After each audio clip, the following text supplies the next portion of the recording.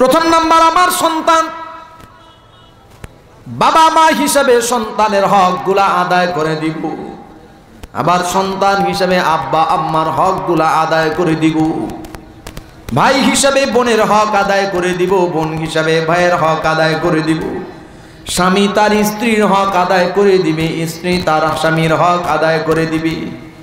এইভাবে ঘর সংসার থেকে বের হওয়ার পরে আহাল, যেটা বলছিলাম, আমানু কু আনফুসাকুম ওয়া আহলিকুম নার, আহাল পরিবার, আহাল কে কার কার কারা কার আহাল। আমি ঘরের লিডার, তো আমার আন্ডারে যারা আছে তারা হলেন আমার আহাল। আমি সমাজের লিডার, সমাজের যে মানুষগুলো আমার সমাজে বসবাস করছে তারা হলো আমার সমাজের আহাল। আর একটু বের হওয়ার পরে ওসিএসি, ডিসিএসপি, এরপরে মন্ত্রী, প্রধানমন্ত্রী, এরপরে বড় বড় নেতা খেতা, রাজনৈতিক যত আছে সবার আন্ডারে যারা যেখানে দায়িত্বরত, ওই মানুষগুলার আহাল হইল তার ক্ষমতার এরিয়া যতটুকু ততটুকুর বাসিন্দারা। কথা কয় না? এবার রব্বুল আলামিন বলেন, রে জমিনের নারী আর পুরুষ, হায়াতে জিন্দগির এ জমিনের হায়াত, এ দুনিয়ার জমিনে জামানা, এ জামানার হকগুলা শুধু শুধু আদায় করবা তা হবে না, তা হবে না। শুধু জমিনের হকগুলা আদায় করে দিবা।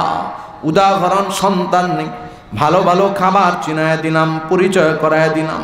ব্র্যান্ডের খাবার ছাড়া সন্তান খাবে না, ব্র্যান্ডের পোশাক ছাড়া সন্তান পরবে না, ব্র্যান্ডের যত আয়োজন আছে, গাড়ি বাড়ি সব কিছু দুনিয়ার দিয়া, দুনিয়ার সব কিছু দিয়া সন্তানের হক আদায় করে দিলাম। এবার আব্বা তৃপ্তির ঢেকুর তোলে, আমি আমার সন্তানের হক যথাযথ আদায় করে দিয়েছি। না না, এই হক আদায় করা হয় নাই।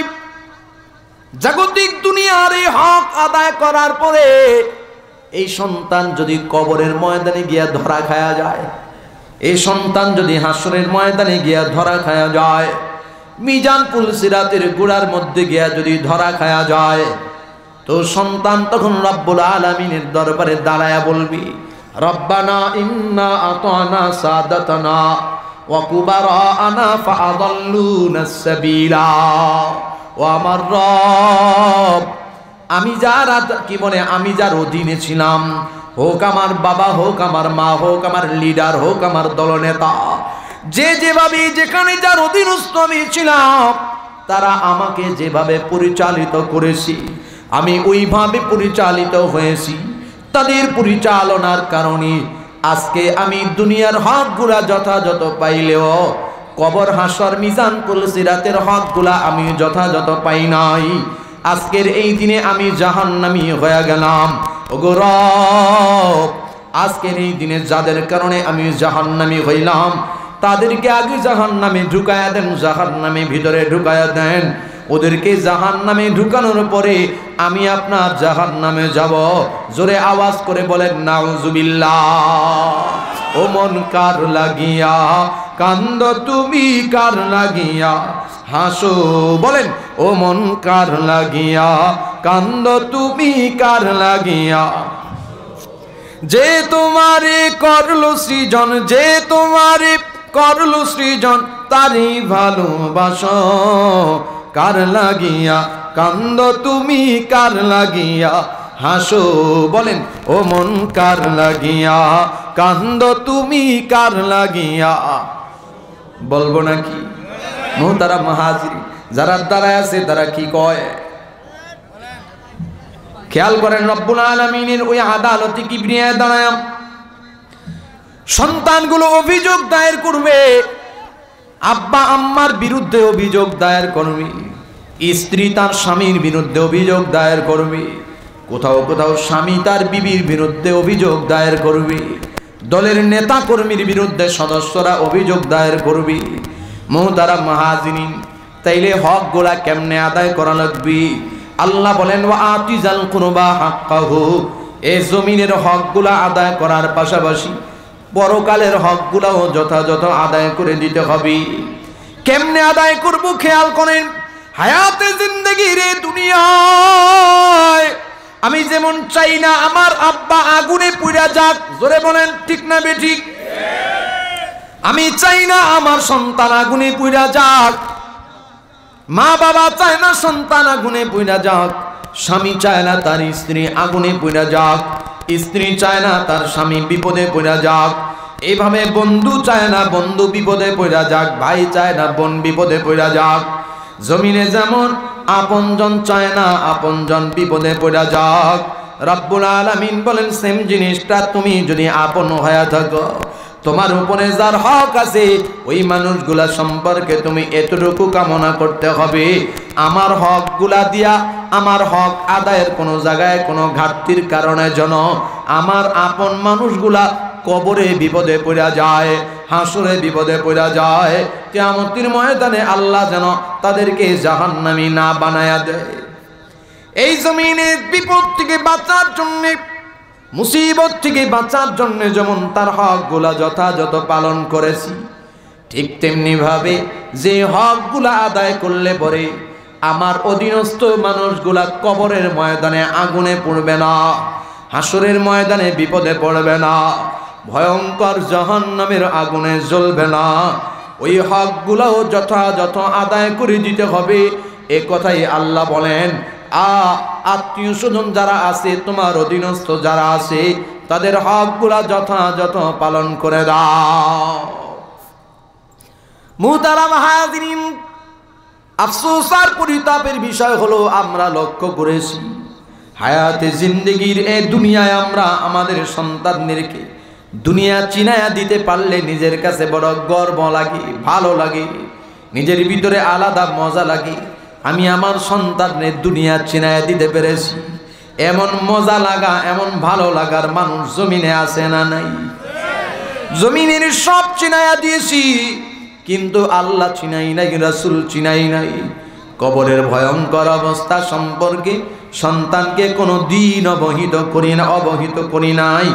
এইভাবে আত্মীয় স্বজন যারা আছে আমার অধীনস্থ যারা আছে তাদেরকে কোনো দিন পরকাল নিয়ে আলাপ দেই নাই, কথা বলি নাই, যার কারণে আমার অধীনস্থ যারা ছিল যারা আছে এরা সবাই মিলা দুনিয়াদার হয়ে যায়, দুনিয়ার দিক দিয়া জাহান্নামের দিকে আগায়া যায়, কিন্তু আল্লাহর বান্দারা জান্নাতি হয় না, কবরে হাসরে মিজানে পুলসিরাতে ধরা খাওয়ার মতো অবস্থায় জমিন থেকে বিদায় হয়ে যায়। মুহতারাম হাজিরিন,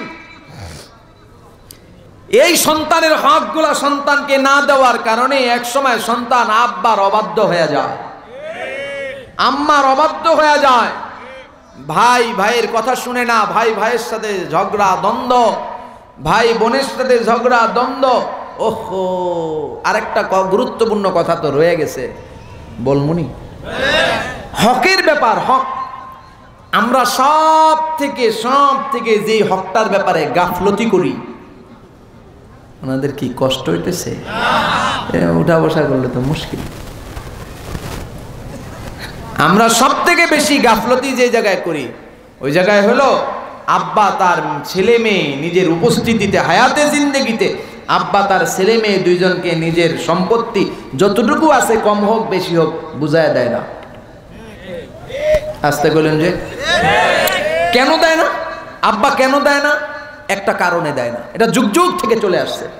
একটা কারণে দেয় না এই জন্য যে এই হলো আব্বায় বসলো, সন্তান দুইজন সামনে বসছে, আম্মু তুমি আমার যা পাও শরীয়ত সম্মত এই নাও, তোমারে দিয়ে দিলাম, বাবা তোমার যা আছে এই দিয়ে দিলাম। এই কথাটা বলার পর থেকেই নাকি মেয়ে মনে করবে আব্বাই মনে হয় আমার বাড়ি থেকে ভাগায় দিতেছে। কথা কয় না, আব্বাই আমারে বাড়ির থেকে ভাগায় দিতেছে।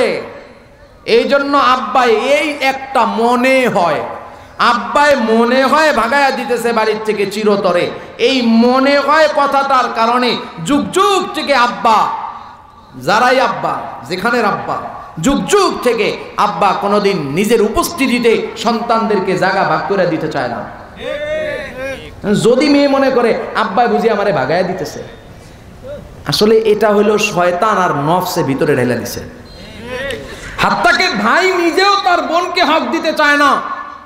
আমি যদি বোনকে ডাইকা তার হক বুঝাইয়া দিই, বোন মনে করবে ভাই মনে হয় আমাকে চিরতরে ভাগাইয়া দিতেছে। এই যে মনে হয়, এই মনে হয় শব্দটার কারণে আব্বায় ভাগ করে দেয় না, ভাই ভাগ করে দেয় না, যার কারণে আব্বায় চলে যায়, ভাই চলে যায়, পরবর্তী জেনারেশন চলে আসে ভাতিজা আর ফুফু। কথা কয় না? তখন ভাতিজা আর ফুফুতে লাগে বাঁশ দিয়ে মারামারি। কথা কয় না? অথচ বিষয়টা ছিল একদম সহজ। কি ছিল?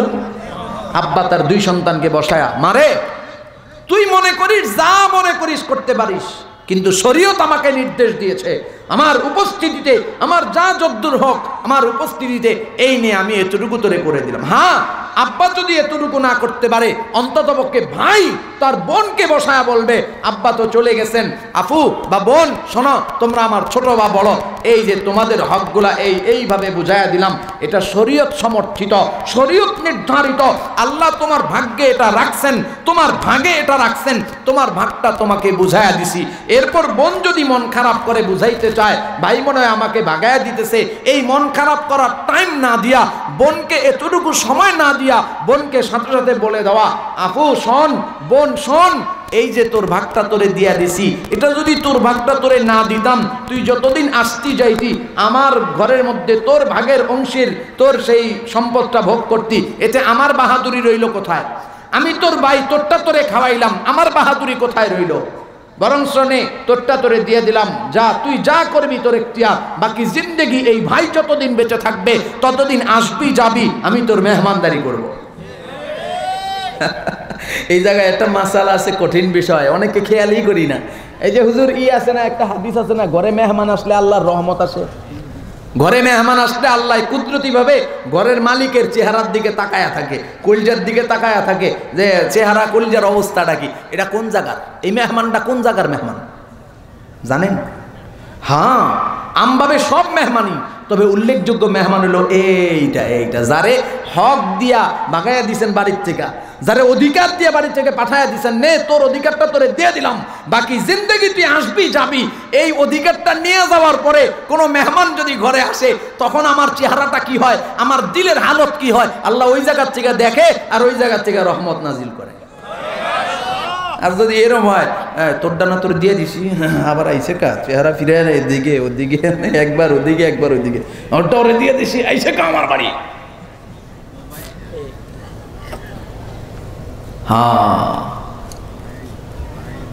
হক বুঝায় দাও। যুগ যুগ ধরে এই সমস্যাটা চলে আসছে।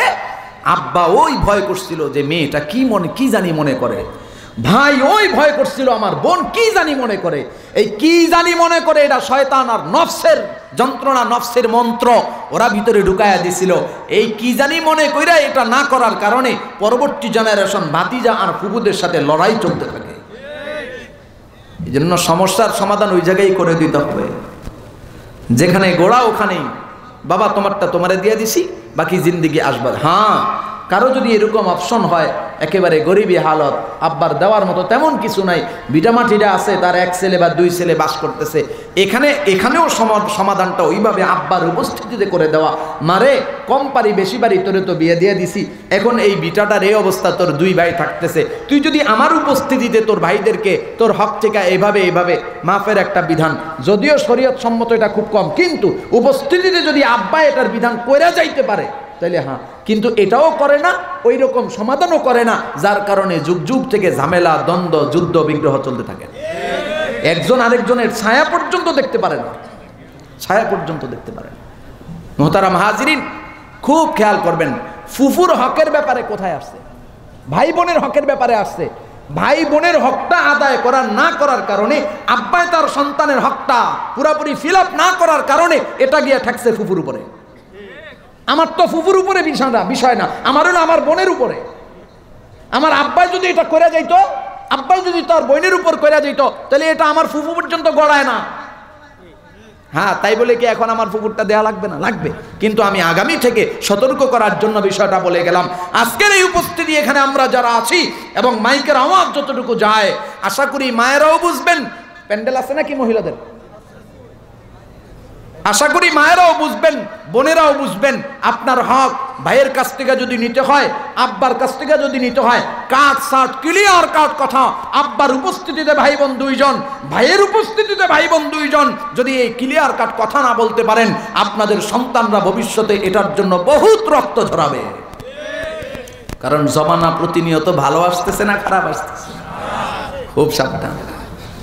মোহতারাম হাজিরিন, হক আদায় করে দেওয়া। সন্তানের হক দিলাম দুনিয়া আখিরাত উভয়টা, ভাইয়ের হক দিলাম দুনিয়া আখিরাত উভয়টা। যার হক যেখানে আলা কুল্লুকুম রাঈন ওয়া কুল্লুকুম মাসউলুন আন রাইয়াতিহি, আমাকে জিজ্ঞাসা করা হবে দুনিয়ার হক এবং আখিরাতের হক সম্পর্কে, দায়িত্ব সম্পর্কে। পরিতাপের বিষয় হলো আমরা আমাদের ঘরের হক আদায় করি না, সমাজের হক আদায় করি না। আস্তে আস্তে উপরস্থ গেলে ব্যবসায়িক জীবন, রাজনৈতিক জীবন, রাষ্ট্রীয় জীবন, আন্তর্জাতিক জীবন, জীবনের কোন একটা সাইডে আমরা আমাদের অধীনস্থদের হকগুলা যথাযথ আদায় করি নাই, না দুনিয়াবি না পরকালীন। এই হক যথাযথ আদায় না করার কারণে আজকে স্বাধীনতার 53 বৎসর চলতেছে, এখনো স্বাধীনতার আগেও আমাদের হাতে ভিক্ষার ঝুলি ছিল, স্বাধীনতার 53 বৎসর পরেও ভিক্ষার ঝুলি। মিছা কথা কইতেছি? এই কয় বছর হয়েছে স্বাধীনতা হয়েছে? ইমারতে ইসলামিয়া ছাত্র ভাইরা স্বাধীনতা অর্জন করছে কয় বছর হয়েছে? 1.5 বছর হয়েছে মনে হয়, 2 বছর, 1 বছর কেউ কেউ বলেন, এই 1-2 বছর হয়েছে। এখন আন্তর্জাতিক মিডিয়ার মাধ্যমে পশ্চিমা রাষ্ট্রগুলো কথা বলা শুরু করছে, তোমরা ফলো করো, ফলো করো, ফলো করো, ওদিক তাকাও, ওই পূর্ব দক্ষিণ উত্তরে যাওয়ার টাইম নাই, এখন ওদিকে দৌড়াও, পশ্চিমে দৌড়াও। হ্যাঁ, ওই ছাত্র ভাইদেরকে ফলো করো, ইমারতে ইসলামিয়াকে ফলো করো, খুব দ্রুত তাদের পয়সার মান সারা পৃথিবীর চূড়ান্ত পর্যায়ে পৌঁছায়া যাবে। এবং তারা দেখাইছেন খেলাটা। এই 1 বছর 1.5 বছর তাদের স্বাধীনতার বয়স, মরতে মরতে মরতে মরতে শহীদ হতে হতে হতে হতে নাই কিচ্ছু। কিন্তু আলহামদুলিল্লাহ স্বাধীনতার পরবর্তী অপশন সজীবতা, সবুজ শ্যামল, সুজলা সুফলা, শস্য শ্যামলায় ভরে গেছে তাদের দেশ, সারা দুনিয়ার মধ্যে মডেল হয়ে যাইতেছে। আর আমরা স্বাধীনতার 53 বৎসরে ঘুরা ফিরা বারবার চুরির দিক দিয়ে ফাস্ট হই। কথা বলেন না কেন? স্বাধীনতার বয়স পেরে 53তে পা দিলাম, ওরা তো সবই পেল, আমরা বলো কি পেলাম? স্বাধীনতার বয়স পেরে 53তে পা দিলাম, ওরা তো সবই পেল, আমরা বলো কি পেলাম?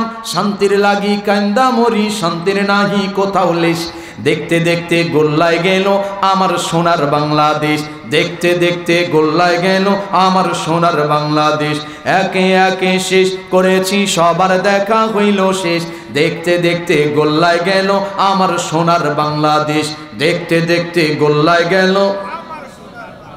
কি নাই? আমানতদারিতা নাই, হক আদায় করে দেওয়ার ব্যাপারে জবাবদিহিতা নাই, জবাবদিহিতা নাই। আমি যে ঘরের কর্তা, ঘরের হক আমি আদায় করেছি কিনা? আমি যে সমাজের নেতা, সমাজের হক আমি আদায় করেছি কিনা? আমি যে দলের নেতা, দলের হক, সদস্যদের হক আদায় করেছি কিনা? আমি যে দেশের নেতা, আমি দেশের মানুষের হক আদায় করেছি কিনা? উদ্বেগের সঙ্গে লক্ষ্য করছি একজন ছাত্র নেতা, তার বাসায় পর্যন্ত 2000 থেকে 4000 কোটি টাকা। এই ক্যাসিনো সম্রাটদেরকে যখন ধরছে তখন দেখেন নাই? একজন ছাত্র নেতা, একটা দলের ছাত্র নেতা, তার বাসা থেকে 2000-4000 কোটি। কয় টাকায় 2000 কোটি হয়? কয় টাকায় 4000 কোটি হয়? একটা ছাত্রের বাসা থেকে যদি এই পরিমাণ হয় অবস্থা, তাহলে উপরের যারা আছে, ছাত্রের একটু উপরে, তার থেকে আর একটু উপরে, এদের কি অবস্থা? চুরি করতে করতে করতে করতে, এদেশের মানুষের উপর জুলুম করতে করতে করতে করতে এদেশটাকে আর রাখে নাই কিছু। আজকের দিনেও যে সন্তান জন্মগ্রহণ করবে তার মাথার উপরেও মাথা পিছু কত টাকা জানি ঋণ। কথা কয় না? হ্যাঁ, 4 লাখ, 1 লক্ষের উপরে আজকের দিনে যে সন্তানটা জন্মগ্রহণ করবে তার মাথার মধ্যেও 1 লক্ষ টাকার উপরে ঋণ। রাগ করতেছেন? রাগ করেন না, কথাগুলো দরকার আছে। আমি একটাও বানায়া বলতেছি না, আমি আয়াতের মধ্যে ঢুকতেছি, আয়াতের মধ্যে ঢুকতেছি। আল্লাহ হক আদায় করে দিতে বলছেন, হক আদায় করছি আমি আমার নিজের পেটের। এদেশে একজন শিক্ষামন্ত্রী ছিল, উপরে চুল নাই, নাম হইল জনাব নাহিদুল ইসলাম। নাহিদ এই শিক্ষামন্ত্রী মন্ত্রীদের এক সম্মেলনে ওয়াজ করতেছে, মন্ত্রীদের এক সম্মেলনে, যে দুর্নীতি আপনারাও করেন আমিও করি, একেবারে কইরেন না বলার সাহস আমার নাই, তবে একটু কমায়া করেন। হাসেন। এই দুর্নীতির বাংলা কি? চুরি। দুর্নীতির বাংলা কি? জোরে কন। মসজিদের দুয়ারে এই এই এই এই আপনাদের হাজার হাজার মানুষ বের হয়ে যাবেন, ফাঁকে দিয়ে একটা জুতার চোর ধরা পড়ছে, কি পর্যন্ত পিটানটা পিটাইবেন ওরে? ও বেটায় মাপ চায় কুল পাইব না, আমি চুরি করি নাই, আমি চুরি করি নাই, একটাই তার বাক্য কওল, আমি করি নাই। চুরি করার পরে নিজেকে নির্দোষ প্রমাণের জন্য কত চেষ্টা তার। আর এই সমস্ত বড় বড় চোরগুলা, ডাকাতগুলা জনসম্মুখে চোরদের সম্মেলনে মাইক্রোফোন মিডিয়ার সামনে স্পষ্ট করে বলে, চুরি তোমরাও করো আমিও করি, চুরি কইরো না বলার সাহস আমার নাই, একটু কমায়া কইরো। যেই চোরটা তার চুরিকে অস্বীকার করতে গিয়ে এত ব্যস্ত, এরপরও আমরা ওরে ছাড়ি নাই। সে স্বীকারই করতে রাজি না চুরি করছে, সে এটা ঢাইকা রাখার জন্য কত কষ্ট মুজাহাদা করছে। আর এই চোরগুলা নিজের জবানে উচ্চ আওয়াজে বলে আমি চুরি করছি। আফসোস আমাদের দেশের জনগণ নির্বাক, আমরা কিছু বলতে পারি নাই। দেখতে মানুষের মতো দেখা যায়, শিক্ষা দীক্ষা হাই লেভেলের হইলেই মানুষ হয় না, শিক্ষা মন্ত্রী হইলেই মানুষ হয় না, শিক্ষার বিভিন্ন মহলে দায়িত্বশীল হলেই মানুষ হয় না, দেশের বড় বড় জায়গায় বড় বড় চেয়ারে গদিতে বসলেই মানুষ হয় না। মানুষ হওয়ার জন্য কোরআনের শিক্ষা এবং দীক্ষার প্রয়োজন হয়। কথা জোরে বলেন ঠিক না বেঠিক? এই উচ্চ লেভেলের মানুষগুলো যারা এদেশটাকে জিরোতে নিয়ে গেছে, যারা এদেশের সদ্য ভূমিষ্ঠ হওয়া সন্তানের মাথার উপরে ঋণের বোঝা চাপায়া দিয়েছে, এই মানুষগুলো দুর্নীতি করতে করতে, চুরি করতে করতে পৃথিবীর বুকে বাঙালি জাতিকে চোর হিসাবে চিনায়া দিয়েছে। দুর্নীতির ওই আখড়ায় বসে জাগির করে জ্ঞান, দুর্নীতির ওই আখড়ায় বসে জাগির করে জ্ঞান, কলম দিয়ে কামায় টাকা আবার ধরে সাধুর ভান। ওরা শিক্ষিত শয়তান, ওরা শিক্ষিত শয়তান, ওরা শিক্ষিত শয়তান, ওরা শিক্ষিত শয়তান। কথা বলেন ঠিক না বেঠিক? ওরা হলো দেশের লাগি মহামারীর মতন, পাইলে কলম ঠেকাইয়া চালায় ওরা নির্যাতন। ওরা হলো দেশের লাগি মহামারীর মতন, পাইলে কলম ঠেকাইয়া চালায় ওরা নির্যাতন। ঘুষের টাকায় ওদের ভুঁড়ি, চুরির টাকায় ওদের ভুঁড়ি, করে যে টান টান। ওরা শিক্ষিত শয়তান, ওরা শিক্ষিত শয়তান, ওরা শিক্ষিত শয়তান। আল্লাহ বলেন হক আদায় করে দাও। মনে আসেনি? আমি আয়াত থেকে বাইরে হই নাই, এতক্ষণ যে কথাগুলা বলছি এগুলো আয়াতের বাইরে না। কথা কয় না কি বানায়া বলতেছি? হক আদায় করে দাও। খুব সাবধান, স্বাধীনতার এই 53 বছরে হক আদায় না করার কারণে, যার যার হকগুলা যথাযথ পালন না করার কারণে ভিক্ষার ঝুলি লইয়া বৈশা রয়েছি। স্বাধীনতার আগেও ভিক্ষুক ছিলাম, এখনো ভিক্ষুক রয়ে গেলাম। 3 দিন না 4 দিন আগে বের হয়েছি গাজীপুর চন্দ্রা কাপাসিয়ার ওদিকে, গাবতলির পরে যেই 3 রাস্তার পয়েন্টটা স্মৃতিসৌধ যেখানে, ওটারে কি বলে, নবীনগর, ওদিকের রাস্তায় বিশাল জ্যাম। কয় হুজুর গাড়ি বন্ধ করে বসেন, সকাল 10টা তখন যাবো হলো উত্তরবঙ্গে। কয় হুজুর গাড়ি বন্ধ করে বসেন, রাত্র 10টা পর্যন্ত আপাতত ঘুমান, নাস্তা পানির আয়োজন আছে দোকানে পাঠে। বললাম কি হয়েছে? ছায়া দেই, দুনিয়ার মজদুর এক হও, লড়াই করে মিছিল করতে। কারা? শ্রমিকেরা। কেউ আপনাকে কি সমস্যা? কয় মালিকে আমগো অধিকার হক বুঝায় দেয় নাই। মালিক রে জিগাই কেউ আমনে শ্রমিকের হক বুঝায় দেন না? আরে ওরা আমার কাম ঠিক মতো আমারে বুঝায় দেয় না। হাদিস শরীফে আছে, আল্লাহর নবী বলেন শ্রমিকের ঘাম শুকায়া যাওয়ার আগে তার অধিকার দিয়ে দাও, তার পাওনা তারে বুঝায়া দাও। আর শ্রমিকের সম্পর্কে আল্লাহ কি বলছেন? এই তুমি 4টা থেকে, সকাল 8টা থেকে বিকাল 4টা পর্যন্ত মালিকের সঙ্গে চুক্তিবদ্ধ হইছ, এই টাইম অনুযায়ী, এই টাইমের মধ্যে তুমি তার কাজ করবা। অতএব এই কাজগুলো হক আদায় করে বুঝাইয়া দাও। আর শ্রমিকের মধ্যেও আমানতদারিতা নাই, মালিকের মধ্যেও আমানতদারিতা নাই। এই আমানতদারিতা না থাকার কারণে যুগের পর যুগ চলতেছে। আজকে স্বাধীনতার 53 বছর পর্যন্ত আন্দোলনই শুধু চলতেছে। দুনিয়ার মজদুর এক হও, লড়াই করো, কিন্তু কোনো ফলাফল পাওয়া যাইতেছে না। এই 53 বছর না, আগামীর আরো 53 বছর, আগামীর আরো 53 বছর এইভাবে যাইতে যাইতে কিয়ামত পর্যন্ত চলবে।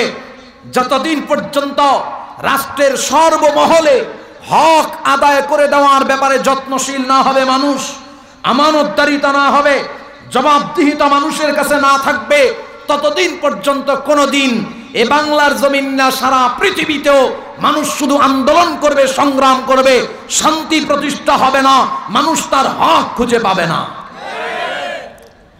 আর এই হক খুঁজে পাওয়ার জন্য, হক বুঝা পাওয়ার জন্য, শান্তি প্রতিষ্ঠার জন্য, ইনসাফ প্রতিষ্ঠার জন্য আমানতদারিতা, জবাবদিহিতার মানুষ প্রয়োজন এই জায়গায়। কথা বলেন না কেন? ঘুরা ফিরা আমরা দেখছি কি এরশাদ কাকায় ছাড়া বাকি ওই ওনারাই ঘুরে, একবার উনি একবার উনি, একবার উনি একবার উনি। আচ্ছা, ওনারা যে এত বছর ধরে রাষ্ট্র চালাইলেন, ওনারা তো নারী খালাম্মা, এখন বাংলাদেশে কোনো নারী ধর্ষণের শিকার হয় না? হ্যাঁ, কয় কি? তো ওনারা না নারীর ক্ষমতায়নের জন্য এত 53 বছর ধরে দৌড়ঝাঁপ করলেন, আজ পর্যন্ত নারীর ধর্ষণ ঠেকাইতে পারলেন না। পারলেন কি? মোহতারাম হাজিরিন, খেয়াল করেন, আমি আয়াতের বাইরে যাই নাই, আয়াতের ভিতরে আছি। আমেরিকা আমাদের নারীদের উন্নতির এত সবক দেয়, নারীদের উন্নতি করো। স্যার, কেমনে নারীর উন্নতি করবো? তা আমেরিকা কয় খেলতে নামায়া দাও, ফুটবল খেলায়, তো নামায়া দিলাম ফুটবল খেলায়। আবার স্যার কেমনে নারীর উন্নয়ন করবো? ক্রিকেট খেলায় নামায়া দাও। স্যার কেমনে নারীর উন্নয়ন করবো? এসি, ডিসি, ওসপি, ওসি যত আছে চেয়ারগুলোতে নারী বসায়া দাও। স্যার কেমনে উন্নয়ন করবো? সে বিচারকের চেয়ারে নারী বসায়া দাও, সংসদে নারী বসায়া দাও, সব জায়গায় নারী বসায়া দিছি। এবার তাকায় দিই, ওমা হেরা দিই নারী বহায় না। কেউ আমনে না আমগো এত হক দিলেন নারী নারী নারী, তা আমনে দি নারীরে ক্ষমতায় বসাইলেন না। এবার বুঝছেন, নারীর হকের বয়ান করার কারণে শাইখুল হাদিস ইবনে শাইখুল হাদিসকে দিনের পর দিন কারাবন্দী করে রাখা হয়েছিল। নারীর অধিকারের ব্যাপারে বয়ান করার কারণে যুগশ্রেষ্ঠ উলামা হযরতদের পায়ে ডান্ডা বেড়ি পরানো হয়েছে, হাতে হ্যান্ডকাপ পরানো হয়েছে, অন্ধকার প্রকোষ্ঠে কারারুদ্ধ করে রাখা হয়েছে। এমনকি অন্ধকার প্রকোষ্ঠে যুগের পর যুগ কোরআনের একজন পাখি আল্লামা সাঈদী রাহিমাহুল্লাহ অন্ধকার প্রকোষ্ঠে শহীদি মৃত্যুবরণ করেছেন এই কোরআন ও সুন্নাহর অধিকার ভিত্তিক বয়ান করার কারণে। ইনসাফ প্রয়োজন, শান্তি প্রয়োজন, ইহসান প্রয়োজন। কেমনে? কেমন ইনসাফ, কেমন ইহসান, কেমন শান্তি? একটা নমুনা বলি। এই মুহূর্তে এই জায়গা মসজিদ, এটা কি মসজিদ? বলেন এটা কি? নামাজে দাঁড়ায় গেলাম, এশার নামাজ, ইমাম দাঁড়ায় গেলেন, ইমাম সাহেব, আমরা পিছনে দাঁড়ায় গেলাম, এক কাতারে আওয়ামী লীগ, বিএনপি, জাতীয় পার্টি, জাসদ, বাসদ, কাস্তে, খন্তে, কুড়াল যত ধরনের আছে, হ্যাঁ, ইসলাম অন ইসলাম সব দাঁড়াইছে। কোনো মারামারি কাটাকাটি আসেনি? জোরে কোন? নামাজ শেষ, মসজিদতে বের, মানে মসজিদ থেকে বের হওয়ার সময়ের আর দরকার হয় না, চায়ের দোকানের মধ্যে মারামারি লেগে গেছে। কেউ কে লাগছে? অমুক দল আর অমুক দল, কথা কয় না।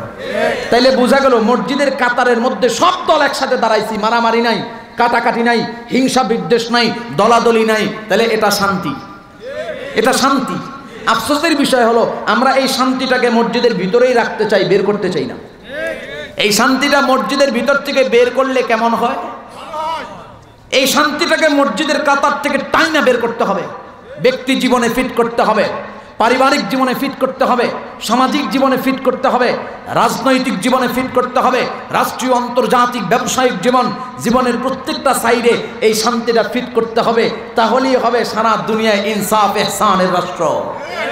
আর এটার জন্য ওই দুর্নীতিবাজ, চোর, পাটপার, দাগাবাজ এরা যদি সামনে থাকে সম্ভব হবে না।